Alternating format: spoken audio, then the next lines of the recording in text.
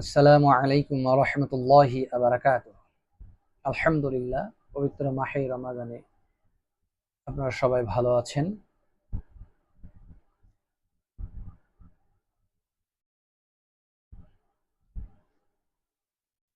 আমরা ধারাবাহিকভাবে বিভিন্ন ডিজিজ সম্পর্কে আলোচনা শুনছি। আজকে আমরা একটি মানসিক প্রবলেম নিয়ে আলোচনা শুনবো ইনশাআল্লাহ। প্রতিনিয়তভাবে আমাদের সমাজে বিভিন্নভাবে মানসিক রোগীর সংখ্যা বেড়ে যাচ্ছে। কেউ না কোনো উপায়ে দুশ্চিন্তাগ্রস্ত হচ্ছে, ডিপ্রেশনে চলে যাচ্ছে।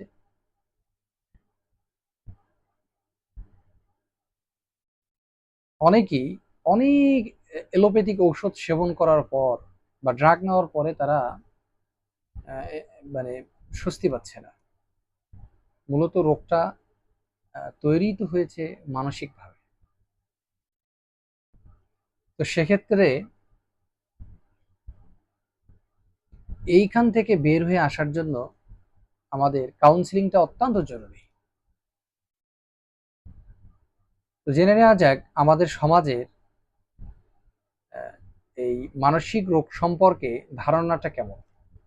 আমরা যদি বলি, স্বাস্থ্যের প্রতি যেমন আমরা গুরুত্ব দিয়ে থাকি, আহ, যে আমরা মাথা ব্যথা করলে, শরীর ব্যথা করলে বা কোথাও কেটে গেল, আমরা কিন্তু ডাক্তার সাহেবের পরামর্শ নিয়ে থাকি বা হাসপাতালে চলে যাই। কিন্তু মানসিক রোগ থেকে যে শারীরিক রোগের উৎপন্ন হয় বা উৎপত্তি হয়, সেটির ধারণা আমাদের খুব কম। সমাজে আহ, এটিকে বিভিন্নভাবে চালিয়ে দেওয়া হয়। কেউ বলে জেনে ধরেছে, ভূতে পেয়েছে, ইত্যাদি।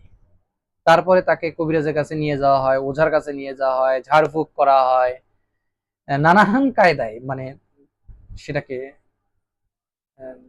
রিফর্ম করা, মানে রিস্টোর করার চেষ্টা করা হয়। হ্যাঁ, আমি এটা বলছি না যে আমাদের মুসলিম কমিউনিটিতে জেনের আচর বা এই ধরনের কোনো বাস্তবতা নেই। হ্যাঁ, সেটি আমাদের বিজ্ঞ ওলামা একরামগণ বলতে পারবেন যে আসলে এই রুগীটাকে জেনে পাওয়া রুগী না মানসিক ক্ষতিগ্রস্ত রুগী। তিনি দেখলেই বুঝতে পারবেন। আহ, সে কারণেই আহ, বিজ্ঞ ওলামা একরাম ছাড়া নিজেরাই যে বিভিন্ন সিদ্ধান্ত গ্রহণ করা সেটি ঠিক নয়। সেটা একটি কুসংস্কার রয়েছে আমাদের সমাজে। এবং দেখা যায় যে রুগীকে বেঁধে বিধার মানে মানে মারপিট করা হচ্ছে, তাকে বেড়ে নির্যাতন করা হচ্ছে। রোগী ফেইন্ট হয়ে যাচ্ছে, বেহুশ হয়ে অজ্ঞান হয়ে যাচ্ছে।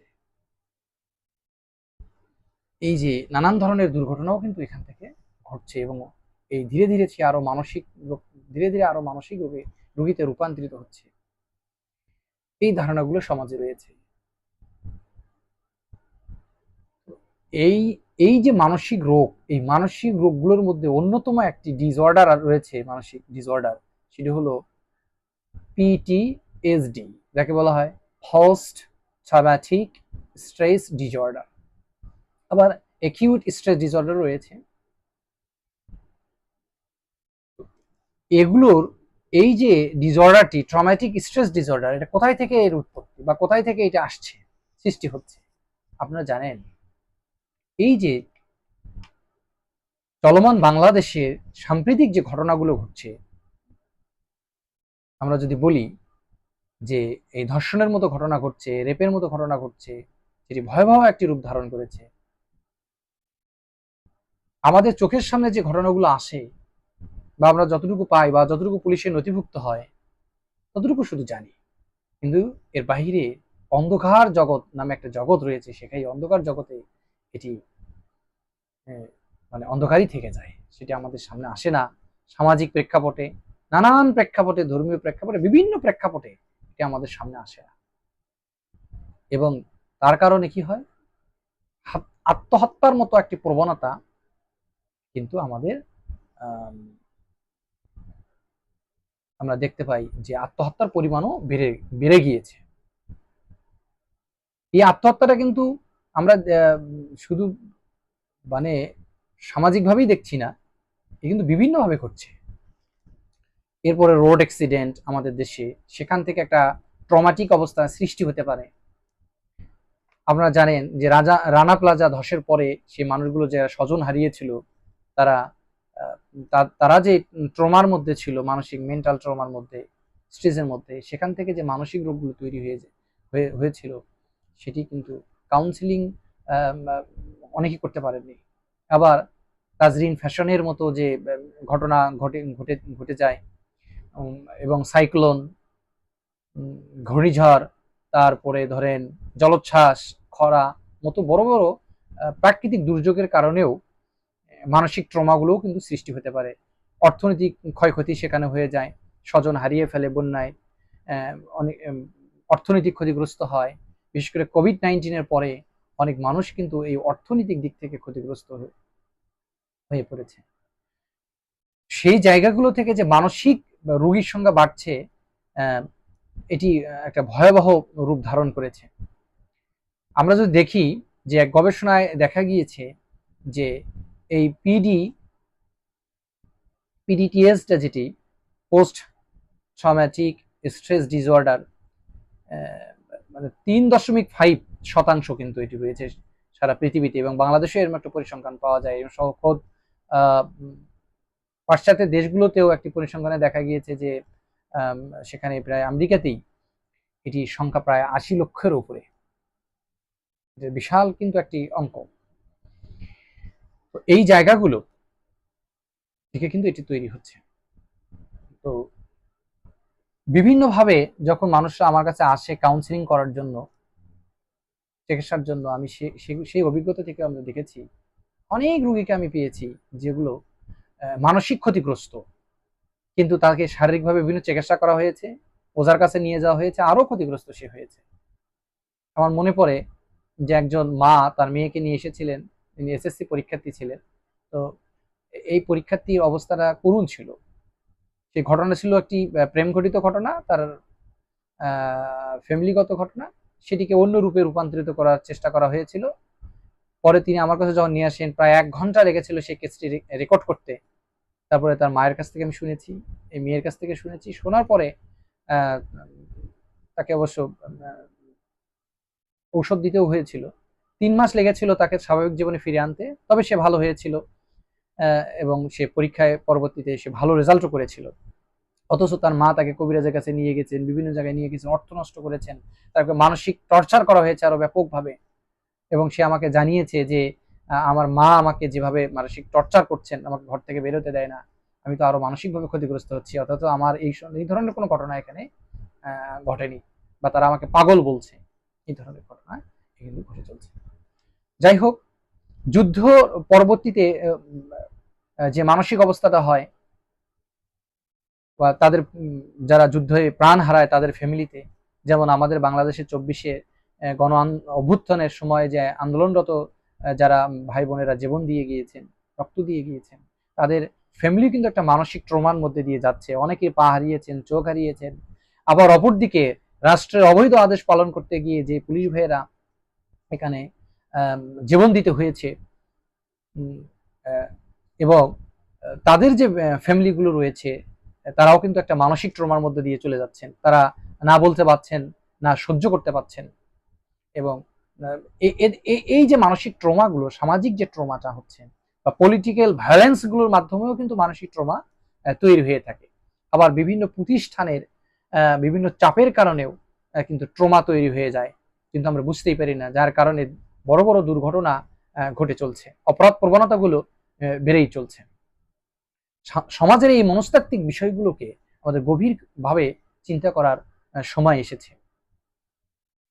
তো এখান থেকে আমাদের করণীয়গুলো কি, আমরা কি করব? এই যে ট্রমাটা কথা আমরা বললাম, যে পোস্ট ট্রমাটিক স্ট্রেস ডিসঅর্ডার, এখান থেকে আমাদের বের হয়ে আসার উপায় কি? আমরা আসলে এখান থেকে বের হয়ে আসার জন্য সর্বপ্রথম যেটি দেখবো, যে আসলে আমরা এটা মানে একটা ট্রমার মধ্যে গিয়েছে কিনা, এর জন্য আমাদের সাইকোলজিক্যাল ইন্টারভেনশনের প্রয়োজন রয়েছে, অর্থাৎ কাউন্সিলিং এর প্রয়োজন রয়েছে। তো আমরা এজন্য একজন ভালো সাইকিয়াট্রিক বা সাইকোলজিস্ট, অথবা আমরা যারা আদার্স এই ধরনের কাউন্সিলিং যারা করেন তাদের কাছে আমরা পরামর্শ নেব। না হলে এই যে ঘটনাগুলো ঘটে, মেমোরি লস হয়ে যেতে পারে এবং এই মেমোরি লস থেকে ধীরে ধীরে মৃত্যু পর্যন্ত ঘটতে পারে। এই ধরনের রোগীরা যেটি করে থাকে, নানা ধরনের দুঃস্বপ্ন দেখতে থাকে, ভয়ঙ্কর স্বপ্ন তারা, তাদের ঘুম ঠিক মতো হয় না। যেমন সেদিনও আমাকে একজন বলেছিল, রোড অ্যাক্সিডেন্টে উনি মেডিকেলের একজন স্টুডেন্ট, তিনি গুরুতরভাবে আহত হয়েছিলেন। তার পাঁজরের কয়েকটি হাড়, মানে 4টি হাড় ভেঙে গিয়েছে। সে বলছে যে আমি যখন রান্না করছি বা সেই সময় দেখা যায় আগুনটা, মানে আগুন যখন, আগুনের শিখাটা আমি দেখছি, মনে হয় যে এই আগুন দিয়ে ঘরটা পুড়ে ছারখার হয়ে যাবে বা আমার মৃত্যু ঘটবে, আমি রাস্তায় বের হতে পারছি না। এই ধরনের ট্রমাগুলো কাজ করে থাকে এবং মেন্টাল ট্রমাটা তাদের সবসময় সেই ঘটনাগুলোকে তাড়না দেয়, অর্থাৎ নিজের সন্তান হারানোর যে তাড়না, অর্থাৎ সাইক্লোনে, ঘূর্ণিঝড়ে, বন্যায় নিজের সন্তান যে পানিতে ভেসে গেল, এটা সে বারবার তাকে তাড়না দিতে থাকে। তারপরে সে একটা পর্যায়ে গিয়ে কিন্তু এই ধরনের ট্রমার মধ্যে থেকে ঘটতে থাকে। তো এটা রাত্রিবেলা এই ধরনের ঘটনাগুলো আরো সে বেশি মানসিকভাবে ডিপ্রেশন আসতে পারে। দিনের বেলাও কিন্তু এই ধরনের ঘটনা, যেটাকে আমরা ফ্ল্যাশব্যাক বলি বা নাইট মায়ার বলে থাকি। এখান থেকে আমরা যদি বের হয়ে আসতে চাই তাহলে আমাদের কিছু করণীয় রয়েছে এবং বের হয়ে আসতেই হবে। যদি বের হয়ে আসতে না পারি তাহলে এটা আমাদের জন্য দুর্ভাগ্যজনক। তো সেক্ষেত্রে আমাদের প্রথম যে জিনিসটি করতে হবে, যেই ট্রমাটা থেকে বের হয়ে আসার জন্য প্রথমে আমাদের বাসার কারো হেল্প নিতে হবে, সাহায্য নিতে হবে। বাসা থেকে যখন বের হবো, আমি যে রোডগুলো আমরা চিনি, পরিচিত, সেখানে আমরা ধীরে ধীরে সেখানে যাব এবং তারপরে ধীরে ধীরে আমরা আরো অগ্রসর হব। সেই চেষ্টাটা আমাদের ধীরে ধীরে প্রথম করতে হবে। দ্বিতীয় স্টেজে আমাদের যেটি করার দরকার, গভীরভাবে শ্বাস নেওয়া, শ্বাসের ব্যায়ামটা আমাদের করতে হবে। গভীরভাবে যদি আমরা শ্বাস নেই তাহলে আমাদের ধীরে ধীরে আমাদের ভেতরে যে ভয়টা রয়েছে, ফোবিয়াটা রয়েছে, সেটি বের হয়ে যাবে এবং মানসিক চাপটা এটি কমতে থাকবে। এবং আরেকটা জিনিস আমাদের তৃতীয় স্তরের প্রয়োজন রয়েছে রিয়েলাইজ করার জন্য, অর্থাৎ উপলব্ধিটা আমাদের আনতে হবে, সেটা হচ্ছে ফাস্ট অ্যান্ড প্রেজেন্ট কম্পেয়ার। অর্থাৎ পাস্ট এবং প্রেজেন্টের মধ্যে একটা তুলনামূলক পৃথকীকরণ, এটি আমাদের উপলব্ধি করতে হবে যে এটা যেটা অতীত হয়ে গিয়েছে সেটা তো অতীত, এখন তো আমি বর্তমানের উপর দাঁড়িয়ে রয়েছি, আমার এখন কি করণীয় বা আমি এখন কি করতে পারি, সেই জায়গাটা আমাকে উপলব্ধি করতে হবে। অর্থাৎ যেটি পাস্ট হয়েছে এবং সেটি পাস্ট হয়েছে, সেটা অতীত, এবং সেখান থেকে আমি শিক্ষা নিয়ে প্রেজেন্টের কাজে লাগাবো। এই পাস্ট এবং প্রেজেন্টের মধ্যে আমাকে উপলব্ধি করতে শিখতে হবে। তাহলে এটা যদি আমরা পার্থক্য করতে পারি তাহলে কিন্তু এই মানসিক ট্রমা থেকে আমরা অতি সহজেই কিন্তু আমরা এটাকে বের হয়ে আসতে পারবো।